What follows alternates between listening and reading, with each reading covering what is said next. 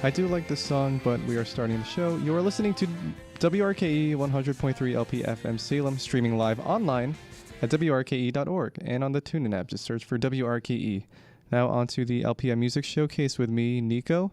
And for this week, I will be covering a guy that I have been following for a while, and probably other people as well. It is George Miller, a.k.a. Joji, a.k.a. who used to be Filthy Frank, but now goes by Joji.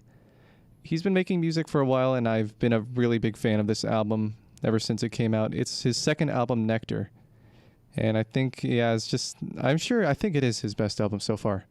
So without further ado, let's get started. We're going to play the first track off Joji's album, Nectar. It's called Ew.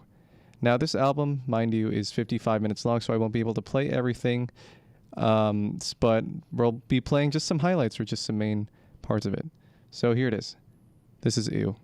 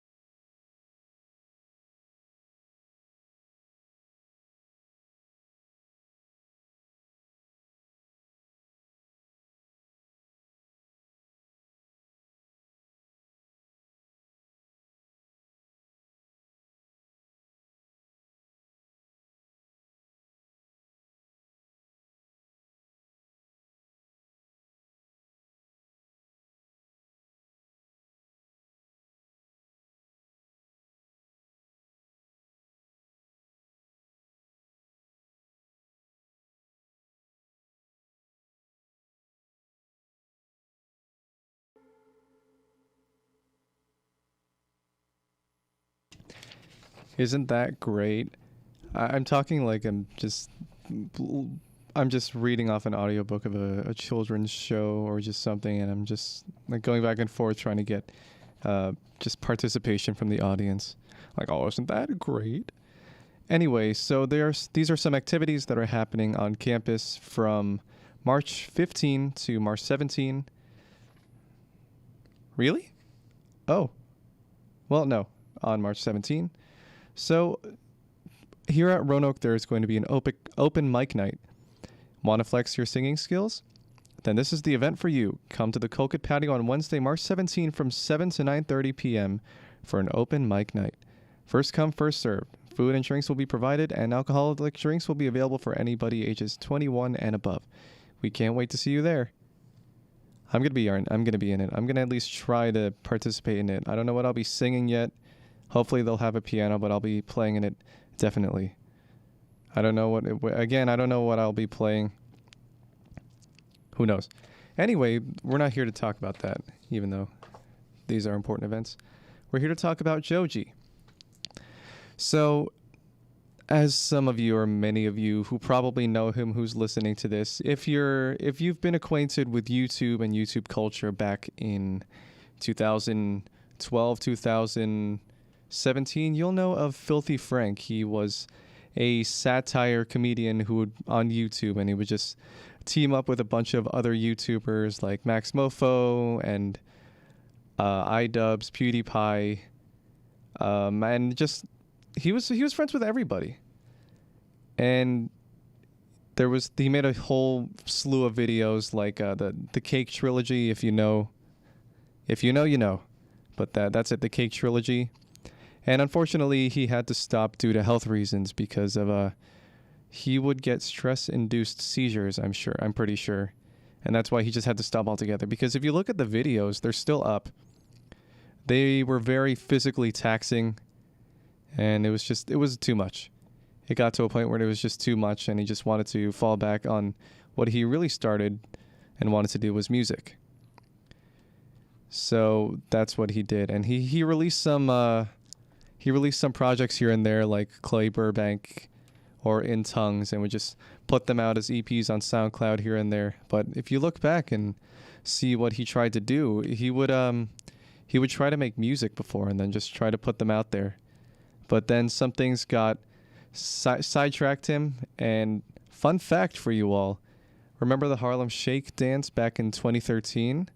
If you go back to the original video where it all started and you see a man in a pink suit, that is Joji. That is George Miller himself. He is one of the 4 people who helped to popularize the Harlem Shake trend. And that pink suit has become synonymous with the Filthy Frank brand. You'll see it in a bunch of his characters, and it'll just be there, plotting and scheming. He even made a whole comedy album titled Pink Season. And go into it with a grain of salt. It's all satire. But this is Joji's past, and a lot of people have been wanting him to come back to that Filthy Frank era, but it's just you have to really respect the man's decision. And it's just like, if he came back, do you think he would still be the same thing? He would appeal to that little niche, but at the same time, that was to the extent of what he could do on YouTube. Because moving forward, comedy in the algorithm has changed. The type of things that you may expect maybe won't hit as hard because you may have looked at it through like rose-tinted glasses. You just have to appreciate what he's doing now, and if you like it, then you can continue listening, and if not, then he's not going to change for you. It's just he's only going to please himself, which is what anybody should do. If you just do what you love, and maybe people will understand and like you, and if they don't, then so be it. You can't win them all.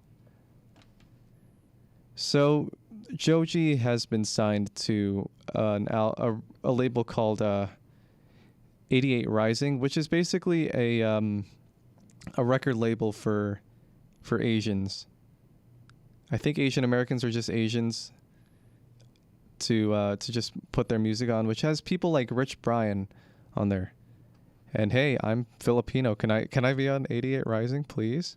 I make music. Can I put my stuff out there too? That'd be cool. Anyway. But yeah, anyway, if you look back, you can see that Joji started releasing music more frequently around like 2018, when I think around July or August he released the music video to arguably his most popular song, Slow Dancing in the Dark. It's such a beautiful song. And that was basically where he started to shed the Filthy Frank persona, and people started to respect him as an artist, and he even got new people in.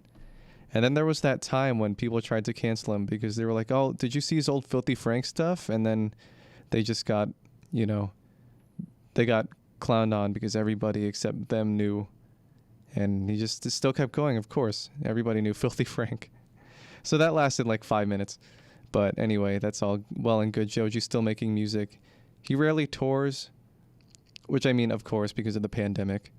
But just he hasn't really been seen. He hasn't been under the radar recently. And also, I've been rambling on too much. I'm just going to let his music speak for itself. This is the second song on the album. This is Modus.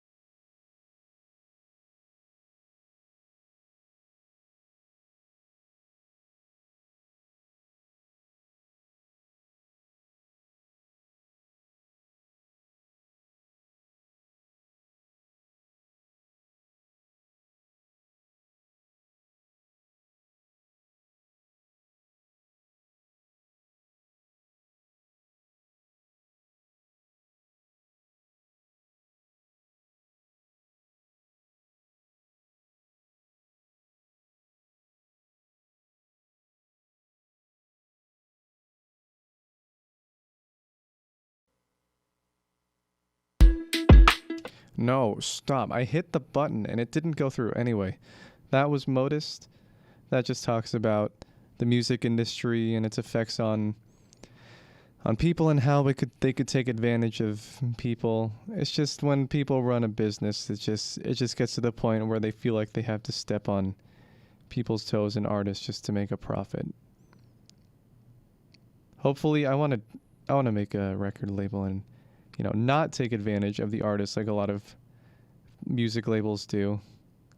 And if I have to step on people's toes to get there, forget it. If I stay If it stays small but the artist benefits, then so be it. Because there's a good chance that you can't really get to somewhere like Columbia or Atlantic without stepping on some toes. But I don't want to stoop that low if that were to happen. So anyway, this next song is called TikTok, with K's at the end and CK, I mean. So it just talks about how how two people in a relationship will waste time while chasing fame, and that they are just having relationship problems due to the lack of communication. So here it is, TikTok. This is the third song on the album, and it's still pretty good.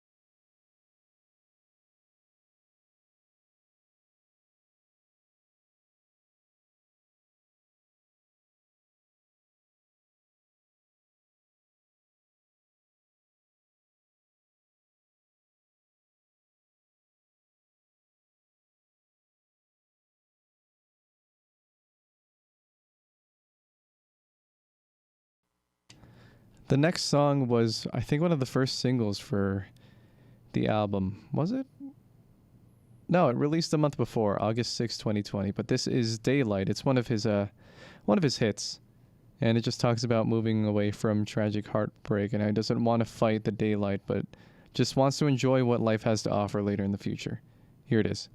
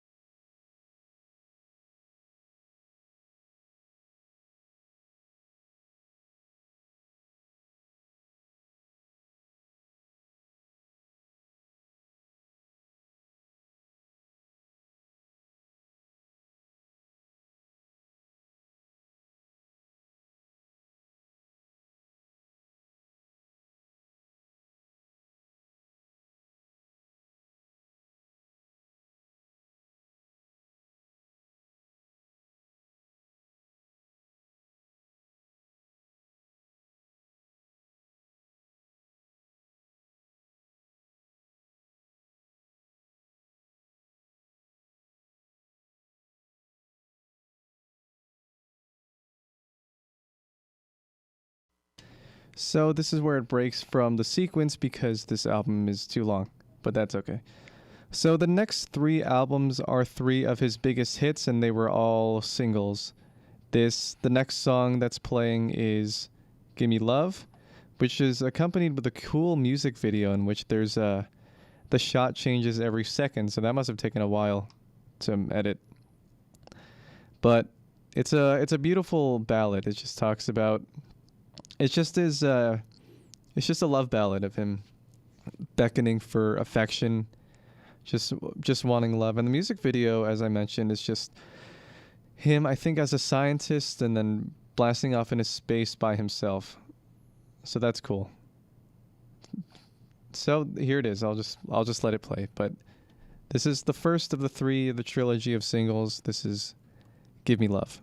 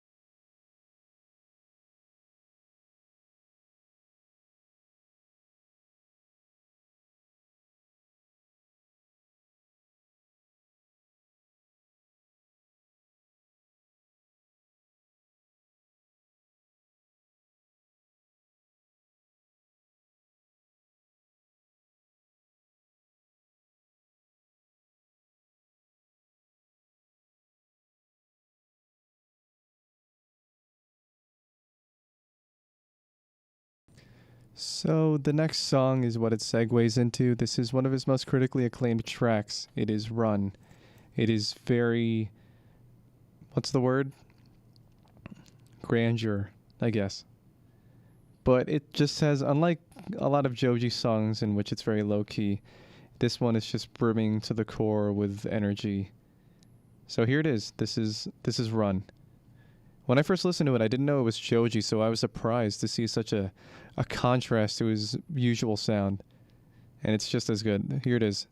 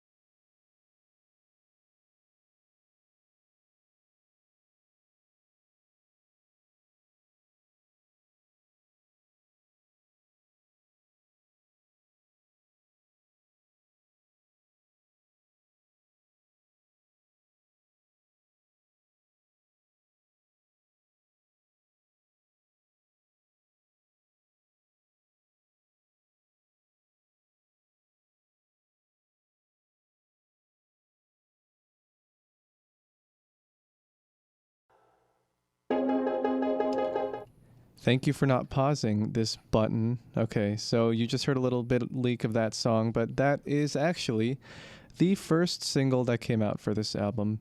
It is also my favorite song from Joji. It is another ballad called Sanctuary.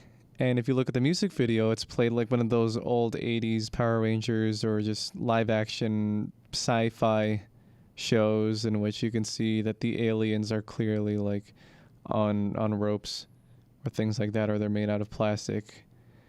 Um, it's there's something very charming about those old shows, but that's pretty much what the music video for this song encapsulates. And after this was, yeah, again, this is the first single, so I didn't know really what to expect, but this later grew on me hard. So this is Sanctuary by Joji.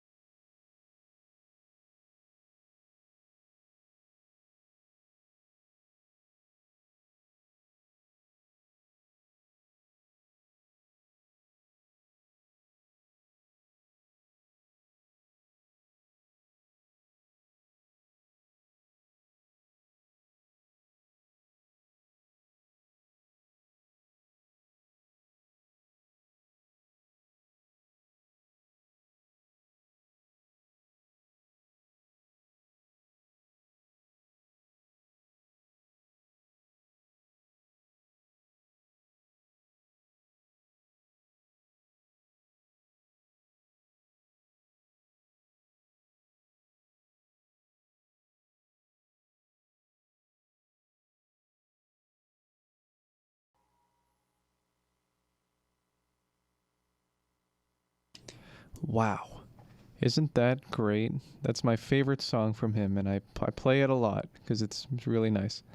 So the next song is called Pretty Boy, and the music video is.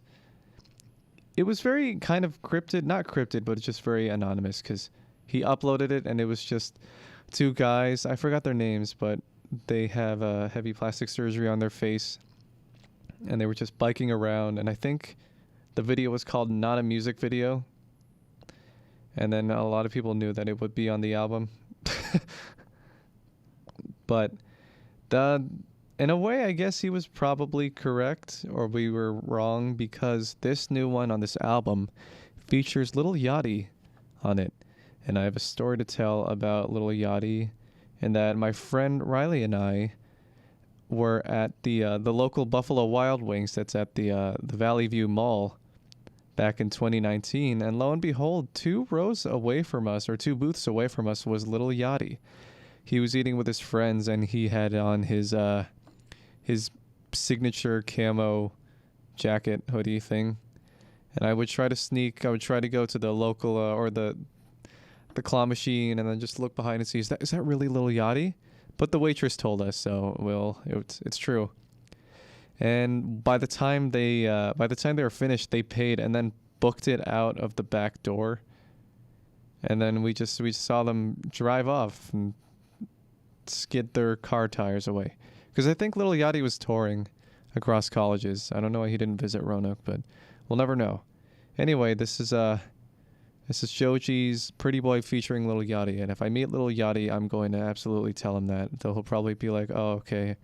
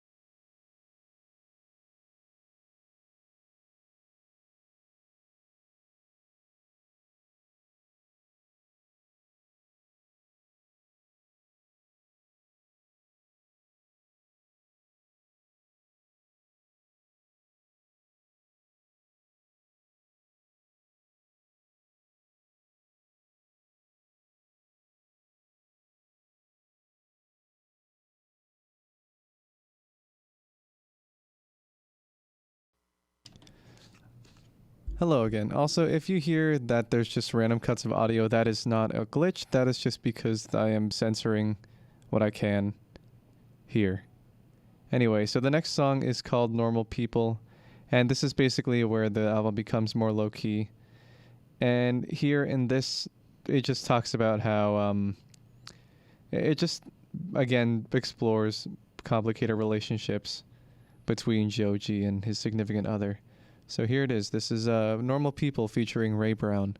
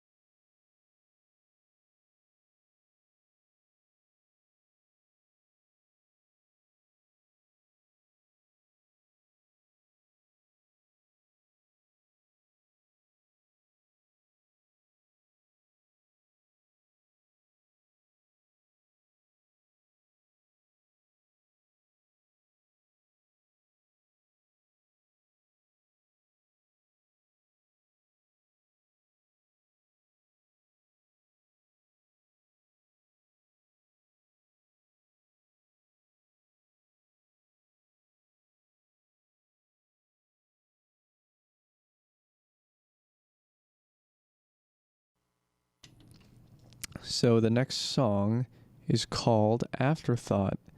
And again, there's this whole theme of broken relationships.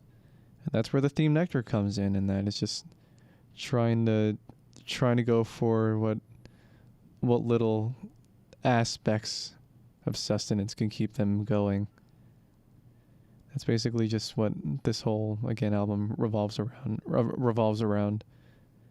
How love can just be delicate and also it can hurt you. So again, this is Afterthought featuring BENEE.